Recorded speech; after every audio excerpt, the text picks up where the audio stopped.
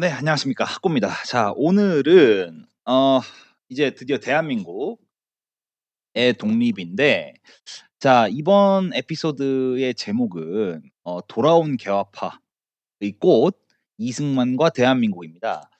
자, 그래서 일제 시기의 진실에 대해서 나름 생각을 해 보셨을 거라고 믿고, 오늘은 이것부터 출발을 해 보고 싶어요. 자, 일본이 애당초에 크게 된 배경이 뭐였다? 일본이 일본이 애당초 성장한 배경은 무엇이다? 어 영국과 미국의 지원이 있었다. 그 와중에 조선은 내부 정치 투쟁에서 승리한 고종과 민비 등 수구파가 러시아, 그러니까 러시아 편을 들었다기보다는 반 영 확고한 영미 편을 들지 않았고, 이것은 약 600경 이상의 자본을 자본과 식민지를 수호해야 하는 영국에게 특히나 용납이 불가능한 것이었다. 그리고 그래서 결국 조선은 식민지가 되었다. 그리고 식민지 기간 동안 조선 백성들은 조선 임금의 가축과 짐승에서 벗어나서 살 수 있었고, 물론 천황의 신민이긴 하나 그래도 2배 이상의 인구 폭증을 이루었다. 어, 이게 팩트까지 했습니다. 자, 오늘은 이제 돌아온 오늘의 제목은, 네, 돌아온 개화파의 꽃 이승만과 대한민국입니다. 자, 일제 말기부터 한번 보시죠. 자, 보시면 결국에 영국과 미국의 지원으로 컸는데, 사실은 영국과 미국이 이제 나중이 되면 자, 보시면, 자, 보시죠. 그러니까 영국과 미국이 이렇게까지 일본을 키워주려고 하지 않았어요. 자, 뭔 말이냐? 자, 무슨 말이냐면요. 사실은 영국과 미국은, 자, 이제 이렇게 내려오잖아요.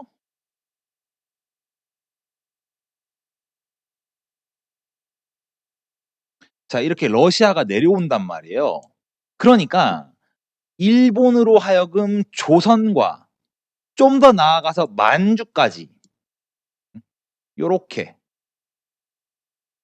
여기까지만 일본이 차지하도록 둘 생각이었고, 뭐 대만까지 합하면 딱 여기겠죠. 여기 생각이었고, 나머지 이 중국 대륙에서는, 음? 여기에 미국과 영국이 빨대를 꼽을 생각이었던 거예요. 그러니까 일본은 음, 방파제였던 거지. 방파제. 딱 방파제로만 키울 생각이었던 거예요. 방파제. 방파제.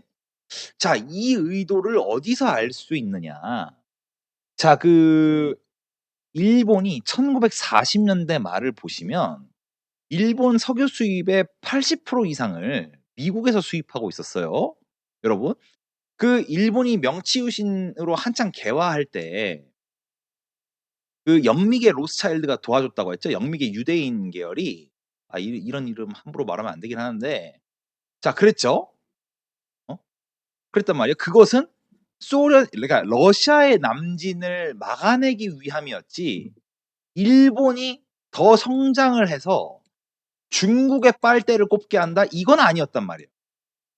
이건 아니었어요.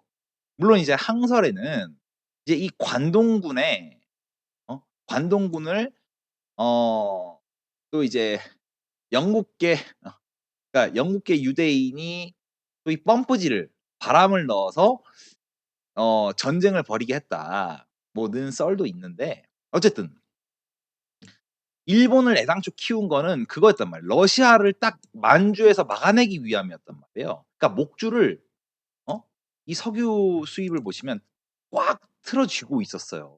틀어 쥐고 있었는데 아이고 이게 웬걸. 일본 입장에서도요.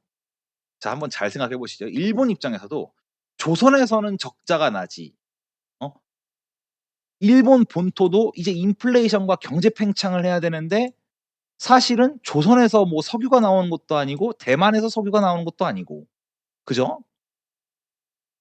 해외 자원은 자꾸 영미계로부터 석유를 수입받아야 하고 그랬던 겁니다.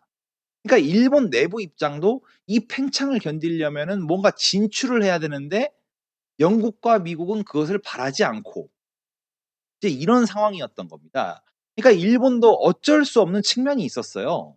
이 만주를 넘어서 이제 중원까지 진출해야겠다는 결심을 하게 된 데는 나름의 피치 못할 사정도 있었다. 이게 사람이 이런 겁니다. 그 경제 성장률을 따질 때 우리가 제가 이제 투자 쪽에 있으니까 경제 성장률이 매우 중요한 이유가요, 여러분. 사람이 사람이 그러니까 경제 성장이 중요한 이유는요. 사람이 성장은 받아들이는데 퇴보는 못 받아들여. 자, 뭔 말이냐? 기존에 자 이렇게 생각을 해 보세요. 자, 생각을 해 봅시다. 자, 내가 벤츠를 타요. 벤츠크를 탄단 말이야. 이 크를 타는데 내가 소나타로 내려올 수 있을까요? 그러니까 이건 안 된다는 거지. 그러니까 소나타를 타다가 벤츠로 갈 수는 있어도 벤츠를 타다가 소나타로 가는 건 안 된다는 거지, 사람이. 그러니까 마찬가지로 이게 경제 성장. 그러니까 더 큰 풍요. 풍요를 누리다가 가난하게는 사람이 못 가요. 이건 안 된단 말이야. 그래서 결국에는 일본이 선을 넘게 되고 미국과 척을 지게 되면서 이제 어 대한민국 이 조선반도의 독립의 서광이 비치게 되죠. 독립의 서광. 즉 일본이 애당초 성장한 것도 영미의 금융 지원으로 있었고 몰락할 때도 영미계와 척을 지면서 몰락했다. 그래서 이때 드디어 이때 조선도 독립의 서광을 보게 된다. 자, 이때에 중요하게 등장하는 인물이 하나 있었으니 그것이 바로 유남 이승만 박사다. 대한민국의 국부죠. 고 파운딩 파더. 저. 자, 근데 이승만 박사가 흥미로운 사실은 이승만 박사가 갑신정변의 서재필의 제자였습니다, 여러분. 자, 그 보여드렸죠. 갑신정변을 보시면 네, 여기 이제 서재필이잖아요. 이 서재필의 제자가 누구였냐? 네, 이승만입니다. 이 이승만 대통령이 어? 서재필의 제자였어요. 서재필의 제자였어요. 그리고 또 하나는 놀라운 거는 이분이 20대 때 고종 반역죄에 연루되어 5년 7 개월 역적죄로 추감이 된 이력이 있고 후에 미국으로 건너가서 아시죠? 다들 뭐 아시다시피 조지 워싱턴 대학교, 그다음에 하버드 대학교, 프린스턴 대에서 박사를 하고 이때 박사 딸 때 스승이 미국 민주당 우드로 윌슨 대통령이었습니다. 그러니까 짱짱한 거죠. 짱짱해요. 그리고 이 미국에 있던 시기가 마침 미국이 그 보여드렸죠. 어디냐?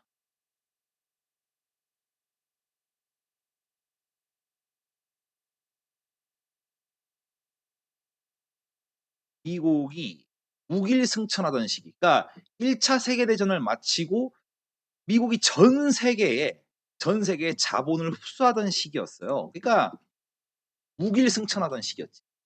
승천하던 시기. 그러니까 그러니까 개화파 서재필의 제자 이승만은 알았던 거예요. 스승을 보고서 일본도 믿을 바가 아니고 미국도 믿을 바는 아닌데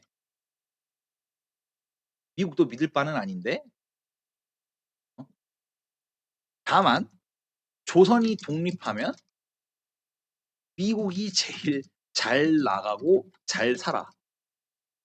차후 국가 모델은 미국식 대통령 중심제야. 라고 하는 것을 알았던 거죠. 또 하나는 더해서 국제법 박사예요. 논문 제목이 어 중립 비영향 그러니까 미국 영향하의 중립법. 이게 해양법입니다. 해양법이어서 국제 정치학을 알았단 말이야. 그러니 조선의 독립은 미국과 일본의 사이가 멀어질 때 비로소 된다는 것을 미리 알았어. 미리. 그러니까 이런 분이었던 거죠. 이런 분. 그래서 참 진짜 대한민국은 물론 이 군정기나 이때도 할 말이 많지만 참 이분이 드디어 조선이 독립하게 되고 즉 태평양 전쟁이 벌어져서 드디어 일본이 몰락할 때가 다가왔다는 걸 알았어요. 그래서 어떻게 하느냐? 자, 여러분 이거 보이십니까? 이거 지금 보이실까요? 자, 요거를 보시면 자, 이게 미 군정기의 여론이에요. 지금 1946년도 거거든요. 그러니까 조선이 해방됐을 때 남조선인의 77%는 사회주의와 공산주의를 원했다. 이건 이 말이에요. 근데 이 풍토를 바꾼 게 누구야? 네, 이승만. 그러니까 참 이승만 대통령을 보면 참 진짜 고마운 분이죠. 고마운 분. 왜냐면 이분이 진짜 눈물 나는 인생을 살았는데 일단 학력이 짱짱해. 그리고 고종이 살아있을 때부터 역적죄로 투옥된 이력이 있어. 확실한 개화파야. 그러니까 이 후광을 뛰어넘을 수 있는 사람이 정치인이 당시엔 없었다. 진짜 이게 대한민국 사람들에게는 정말 큰 축복입니다. 그러니까 아마 서재필의 제자라는 사실은 많은 분들이 모르셨을 건데 하여튼 그랬다. 그래서 조선의 독립이 되고 이제 미국식 민주주의로 드디어 한국이 역사상 처음으로 자유인으로서 살 수 있는 역사의 첫 페이지가 열렸다. 누구 덕에? 이승만 박사와 그 동지들 덕분에. 이거는 정말 부정할 수 없는 사실입니다. 부정할 수 없는 사실이고 지금 사실 우리가 게다가 이분 한미 상호 방위 조약도 있죠. 상호 방위 조약. 이거는 입 아프니까 패스. 너무 뛰어나. 그냥 빛 그 자체야. 지금도. 이제 그런 거죠. 그러니까 어떻게 보면 대한민국의 성립이 참 갑신정변 때 갑신정변. 그러니까 그때 개화파들의 꿈이 약 70년 만에 70 년이 걸렸습니다. 70 년이. 70 년이 걸렸어요. 70. 참 이걸 생각하면 참 가슴이 벅찬데 자 그렇게 해서 어쨌든 대한민국이 건국되는데 자 여러분들이 이걸 아셔야 됩니다. 지금 그 이승만 대통령을 비난하는 말 중 그러니까 이승만 대통령을 비난하는 포인트 중에 친일파를 등용했다? 자 그 근거가 한민당이에요. 그러니까 한국민주당. 웃기는 포인트인데 잘 보세요 여러분. 자 요겁니다 요거. 요 지도인데 요 한국민주당 보이시죠? 이 초록색이거든요. 어디 있나 한번 잘 보세요. 전라도잖아요 전라도. 그러니까 한국민주당이 친일파인데 이게 전라도야. 왜긴, 왜긴. 전라도에 옥토가 많아. 그러니 부자도 많지. 그러니까 어 친정부 성향일 수밖에 없어. 이해되시나요? 그러니까 이 영상을 혹시나 볼 전라도 분들 한번 잘 생각을 해 보세요. 이승만 대통령이 진짜로 친일파들을 싹 다 죽였으면 전라도는 아마 피바람이 불었을걸? 응? 전라도를 용서해 준 거라고. 40년 독립운동을 짱짱하게 한 사람이 그러니까 이랬던 겁니다. 참 근데 역사의 뭐라고 할까요? 역설이죠. 그러니까 자 조선 말기에 자 수구파 vs 개화파 이렇게 나뉘어지죠. 어? 근데 이게 일제 시기로 가면 어? 일제 시기로 가면 이게 누가 된다고요? 이게 독립운동파가 되고 어? 이 사람들이 소위 실력 양성이나 혹은 해외 특히 이제 위주 계열 독립운동가가 된단 말이에요. 어? 이해가세요? 그러니까 전통적인 양반, 밀려난 양반 플러스 나머지 다. 그러니까 이랬단 말이에요. 이랬는데 자 대한민국이 들어섰네. 자 이 사람들이 독립운동을 했다고 들어오고 플러스 이게 이제 이승만이었던 어? 이게 이승만이었어요. 그러니 어? 이 다음 구도가 어떻게 되겠어요? 그러니까 이 사람이 사실은 후에 대한민국 정당사에서 이게 좌파, 소위 민주당이 되는 거죠. 민주당계열. 친일이 되고 좌파. 그리고 이 사람이 보수가 되는 거잖아요. 그러니까 우익 계열, 우파. 그러니까 이렇게 되는 거란 말이에요. 그러니까 나중에 이 민주당 계열이 좌익 쪽에 붙죠. 왜? 여기 플러스 박정희가 있는데. 그러니까 이게 참 한국 정치가 아이러니한 게 보면 그러니까 이 전라도 친일파들 그러니까 한국민주당은 처음에는 보수였다가 점점 반이승만으로 돌게 되죠. 게다가 토지개혁 때 또 떨궈져 나가고. 참 그러니까 이용당한 측면이 많아요. 많은데 어쨌든 간에 근데 일제 시기를 거치면서 요때 일제 시기를 거치면서 소위 이 사람들은 독립운동파들은 친소련, 친소련파, 공산당파가 많았고 이 사람들은 반공이었단 말이에요. 반공산주의. 어? 왜? 일본 내에 있었어요. 그러니까 소위 독립운동을 했던 사람들과 어?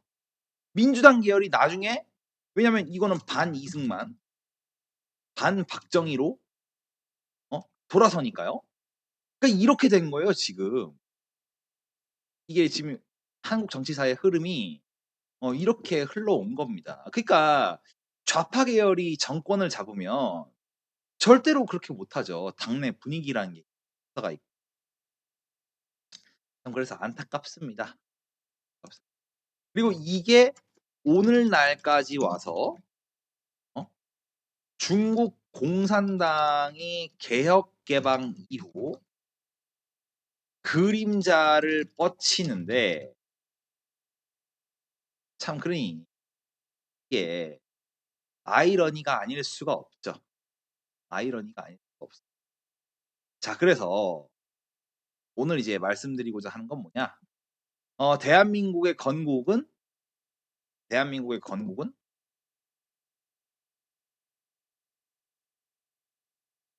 건국은 조선 개화파의 승리다. 그 마지막 꽃 후남 이승만이 초대 대통령이 되었고 남조선 내 77%가 사회주의, 공산주의를 원하던 풍토를 뒤엎었다가 되겠습니다. 자, 그리고 이승만 대통령 하면 참 모르겠어요. 그 뭐 여순 반란이나 제주 4.3이나 뭐 6.25 전쟁, 그리고 한미 상호방위죠. 뭐 이런 많은 것들이 있는데 이제 그런 것들은 다른 채널 가서 들으시고. 그러니까 한국 정치 사회의 그러니까 정치의 흐름이 이렇게 된다는 거예요. 여기 이렇게, 이렇게. 그러니까 이 개화파가 결국 이승만으로 꽃을 맺었다. 그리고 뭐 되게 뜬금없을 수도 있는데 이승만 대통령님 정말 고생 많으셨습니다. 네, 오늘은 여기까지 하겠습니다. 감사합니다.